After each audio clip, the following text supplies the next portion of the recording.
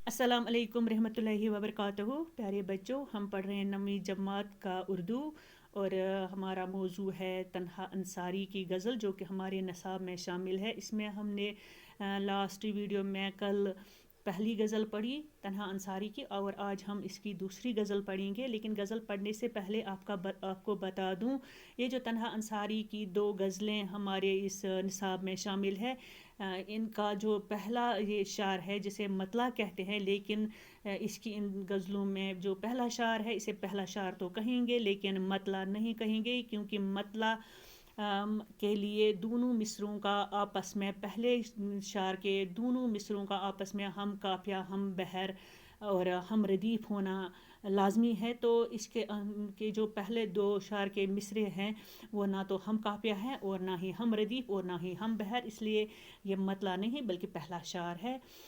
तो गज़ल पढ़ेंगे। तेरी फुरकत में मुझ पर हर घड़ी जो कुछ गुज़रती है, समझता खुद हूँ लेकिन तुमको समझाना नहीं आता।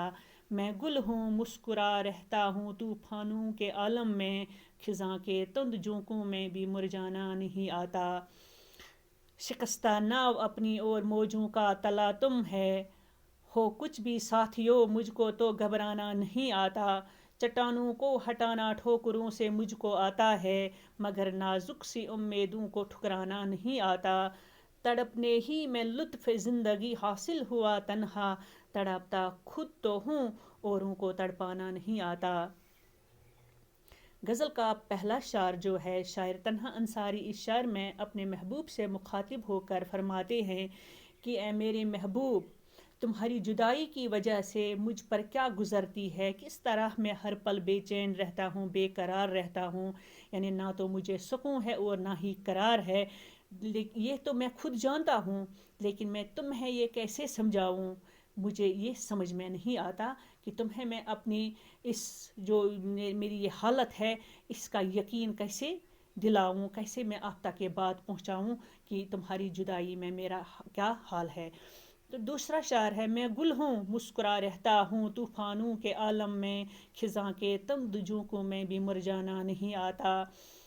खिज़ां यानी जाड़ी का मौसम, तुंद तेज़ सर्द या शदीद झोंकों लहरें। यानी शायर इस शार में फरमाते हैं कि तूफ़ान कितना भी तेज़ क्यों ना हो, हवा कितनी भी तेज़ क्यों न चले, लेकिन फूल जो डाली पर होता है वो हर हाल में मुस्कुराता है। उस पर उन तेज़ हवाओं का या तूफ़ानों का कोई असर नहीं होता। यही एक बहादुर इंसान की भी मिसाल है, पहचान है कि उसकी ज़िंदगी में चाहे कितनी भी मुसीबतें क्यों ना आएँ, लेकिन वो उनका डट कर सामना करता है, कभी हिम्मत नहीं हारता। तीसरा शार है, शिकस्ता नाव अपनी और मौजों का तला तुम है, हो कुछ भी साथियों मुझको तो घबराना नहीं आता। शिकस्ता नाव यानी टूटी हुई किश्ती, मौजें, मौजों का तलातुम यानी पुरजोश लहरें।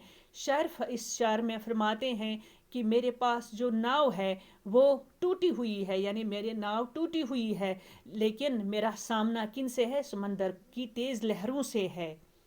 समंदर की तेज़ लहरों से, यानी शायर अपने आप को कहता है कि मैं जो हूँ बहुत कमज़ोर इंसान हूँ, लेकिन मुझे जो परेशानियाँ हैं, मुझ पर जो मुसीबतें हैं वो बहुत बड़ी है। लेकिन ए मेरे दोस्तों, चाहे कुछ भी हो मुझे डर नहीं, मुझे तो अपनी मंजिल तक पहुंचना ही है, इसलिए मैं किसी चीज़ से नहीं घबराता, बल्कि मुझे अपनी मंजिल तक पहुंचना ही है चाहे कुछ भी हो।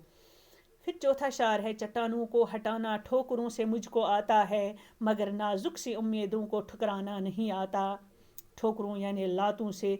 तो शायर इस शार में फरमाते हैं, यानी बहादुरी की मिसाल पेश करते हुए फरमाते हैं कि जो हकीकी बहादुर होता है वो बड़ी बड़ी हस्तियों को खातिर में नहीं लाता, यानी वो किसी के सामने नहीं झुकता। ज़माना उसकी ठोकरों में होता है, लेकिन नरमी का ये हाल होता है कि अगर उसकी तरफ कोई मामूली सी उम्मीद लेकर आता है तो वो इनकार नहीं करता।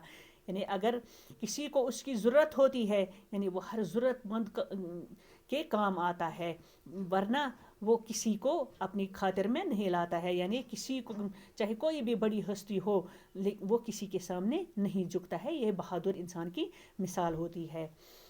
تڑپنے ہی میں لطف زندگی حاصل ہوا تنہا، تڑپتا خود تو ہوں اوروں کو تڑپانا نہیں آتا۔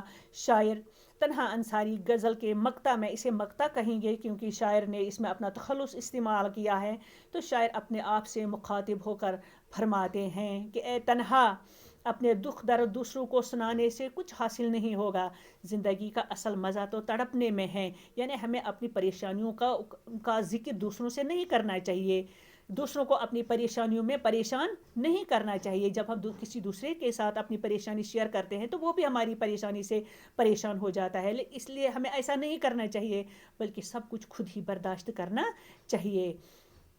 اس کے ساتھ ہی غزل اختتام کو پہنچتی ہے۔ انشاءاللہ اگلی کلاس میں اس کے سوالات ہم پڑھیں گے، تب تک کے لیے اللہ حافظ۔